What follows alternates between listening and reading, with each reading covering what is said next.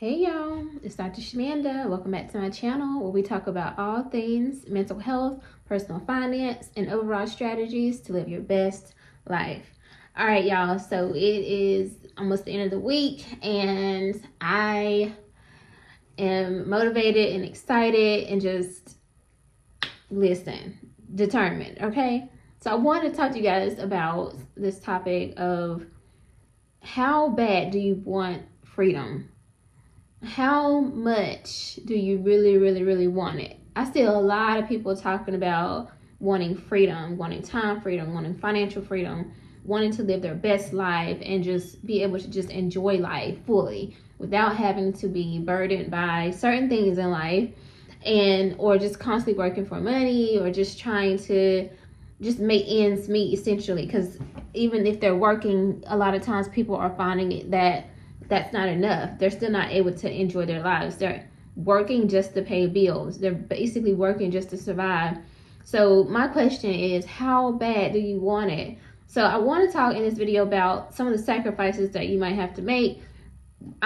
We have to make in order to fully get and reach financial freedom and time freedom. So if you say you want it, and this is something that you are genuinely focused on and committed to, then stay with me. All right, so one thing that I've realized over the past, I don't know, maybe I'm gonna say 24 months on this journey towards financial freedom and time freedom is that you're gonna have to commit a lot of time to the goal, right? So for one, obviously, when we think about financial freedom, you're gonna commit a lot of time to earning more money. And the goal, obviously, as I spoke about in my last video, is to create sources of passive income where you don't have to constantly work in order to earn that income that will get you closer to financial freedom, or earn you money that will be able to, that you can invest, that can make money and earn interest and things of that sort. But at the end of the day, to get that money to invest, you gotta spend time to make that money, to earn that money, or even to create the product or the service or whatever, the initial product, I guess, in order to create that passive income source, you still gotta spend some time. So that's the first thing. It's just to get it out your head that it's just gonna magically appear without you actually putting in any time. You gotta dedicate that time. And the question becomes, where is that time gonna come from? Where's that time gonna come from? You either gonna stay up late to make that time up or use that time, or you have to get up early. Me personally, I get up early. I have a super early morning job, which is a sacrifice for me. Like, get taken on a role that requires me to get up super early, allows me to get up early, work my work hours, and then have the rest of my day off so that I can film content, so that I can teach, so that I can write and do things like that, and soon taking on another financial opportunity. So at the end of the day, it still requires you to sacrifice or give of your time. And a lot of people don't want to do that. They think that, I can just, just whatever. I don't know what they think. But you gotta you gotta put that time in regardless. And it's just something that you have to do. So that you have to ask yourself, how much do you want it? How bad do you want it? Because people are going to pull on you. They're going to want to talk to you. They want to hang out. You're dating your partner, your spouse, whatever, is going to hang out and be with you and all that. And, that's going to be something you're going to have to talk about. Like, I'm sorry, but like, I don't really have the time. Or, you set certain time, set certain boundaries, and say, hey, I have this much time to invest in us or whatever this thing is. But right now, my focus is freedom, time freedom, financial freedom. The other thing that you have to do, and honestly it's just what it is you have to be disciplined. You have to be willing to discipline yourself. Listen, y'all, it's not easy. It's not easy. If I think about the money I have in my accounts right now, I probably have enough that I could take a year off if I really wanted to be honest. But I know that I can either take a year off and use that money to just allow myself to rest, because I deserve it. Trust me, I'd have gone from, like, listen, I just finished a doctorate literally in 9 months. I did a dissertation. Like, it's crazy. But I could either do something like that, which will be in my right to do something like that, or I could let that money keep stacking up and earning interest and compound interest and keep growing, and to the point where I could actually probably, if I needed to, invest that into something else that will make even more money, things like that. You have to be very strategic. You have to be very disciplined. The other thing is, a lot of people, when they get a large sum of money, even whatever large looks like for you, they normally spend that money on something. They go splurge, they go travel, they go do something that, yes, it's an experience, but at the end of the day, though, like, ask yourself, like, could you save up for that bag or that vacation, and but still like use the other money to invest and keep it saved or invested? Like, you have to be disciplined, because when you get to a certain amount of money, I notice that certain people, when they see certain amounts of money in their account, they can't hold it. Like, it's almost like like an automatic response to go spend it. Like, they just cannot keep it in their account. You have to be disciplined. You have to know that, like, this is a short-term sacrifice. One of my good friends, a long time ago, he told me, he's a minister, he said, you can get through anything when you know it's only temporary. And that has stuck in my head for years. Anytime I'm going through something, it could be like a job, it could be through school, it could be through anything that I'm dealing with, I always remember what he said to me. He was like, you can get through anything when you know it's only temporary. And so for me, when I think about time freedom and financial freedom, I know that, like, yes, I essentially worry about, I have my own production company, I film content, I work a regular job, full-time job, I also teach part-time, I have 2 children, there's a lot that I do, and like, but I know that all these things won't be here forever. Like, I won't have to do all of this stuff forever.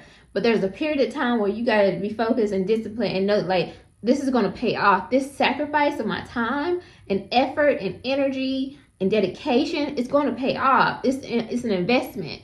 But you have to be disciplined and you gotta be consistent. And that kind of goes hand in hand. Discipline and consistency, you really cannot have one without the other. Like, you need both. You got to be consistent. You got to show up every day for yourself. I think about my future self, right? I think about my past self and my future self. Whenever I'm like tired or just like, oh, I don't want to do this, I think about my past self and I'm like, girl, you owe it to her. Like, you promised her. Or did she promise me? I don't know, but you know what I mean? Like, you owe it to that version of yourself that put in that work before to get you here where you are now, to show up and keep going. And you owe it to the future self, the version of you that you want to be. Listen, I see myself walking around in a state, I'm talking about, like, I don't know how many acres of land, just beautiful estate, gate, everything. And I always see myself in my kitchen, just cooking, family, friends, and I have a big backyard with a pool. People just love to come to my home. And I'm not even a person that likes to be around a lot of people, to be honest. I'm an introvert. But, like, I'm have such a beautiful estate, and I just have, it's just, and ain't nobody think about no money, nothing, because why? Things are good. You know what I'm saying? Like, stable, secure. I'm volunteering. I am, like, giving back. I maybe, like, run my own nonprofit, or, like, just maybe I'm on a board of a nonprofit. Like, I don't want to be tied down to nothing. So I'm probably more of like a philanthropist, if anything, and I just give. And, like, I'm traveling, I'm teaching, I'm speaking, I'm writing books, writing more movies. Like, I just see freedom for myself. And I know that in order to become that version of who I know that God created me to be, and who He's already told me I'm destined to be, this version of me, Dr. Shamanda, this version at 36, I got to put in that work. I can't play around. I don't have the luxury to do that. If I want to be that version, if I want to get to who she's called to be, I got to do what I got to do, and I got to show up for her. My old past self and my current self and my future self, I got to show up for them. So think about that. So stay disciplined and stay consistent. And then the other thing too, though, is, like, get through the temporary discomfort. Like, it's not going to feel good, baby. When I tell you, I get up at like 3 o'clock in the morning. Y'all think I'm playing. Like, I literally do. For my job that I work now, I'm up at like 3 o'clock in the morning. Literally.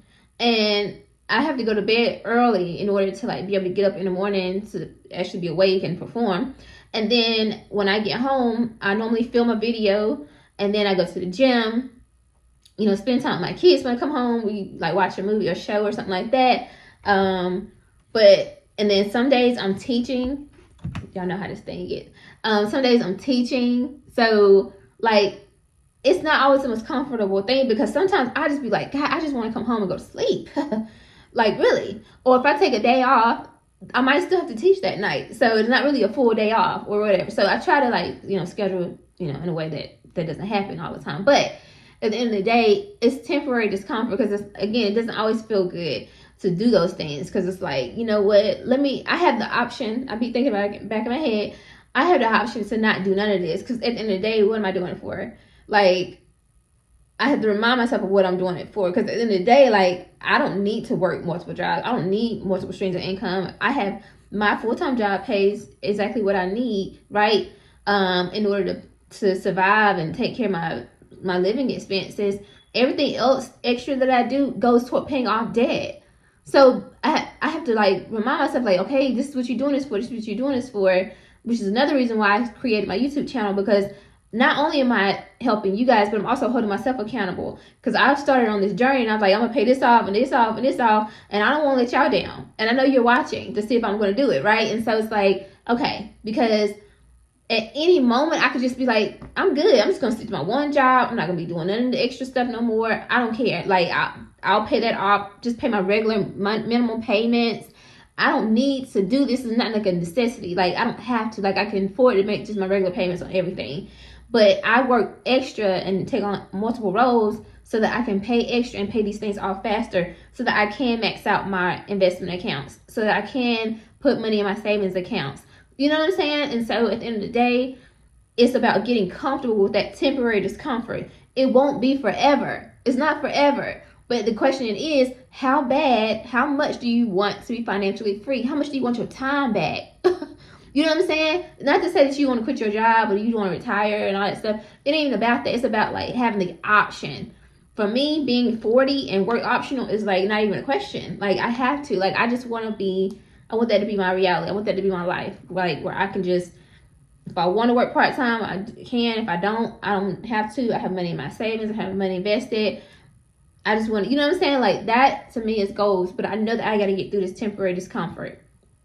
And then last but not least, something that's required is you got to face yourself. You got to face who you say you are, and who and what you say you need and you believe about yourself and what you deserve. Because at the end of the day, you can just, give up on yourself and give up on everything and just be like, it is what it is. But for me, I know what I deserve. I know that I'm not meant to settle. I'm not meant for, like, a regular average life. I'm not meant to work to 75 years old and be at some grocery store greeting people at the door. I'm not just being real. I'm not meant for that. I'm not meant to work forever. Like, I'm cute, dainty Southern Belle. You know what I'm saying? Like, for real, okay? I had to go get my blowout. I don't know if you noticed, but yeah, you know what I'm saying? Like, I know what I deserve. And at the end of the day, sometimes you have to really ask yourself, sometimes when you aren't going hard and when you're not really doing what you need to do, how do you feel about yourself? Do you love yourself?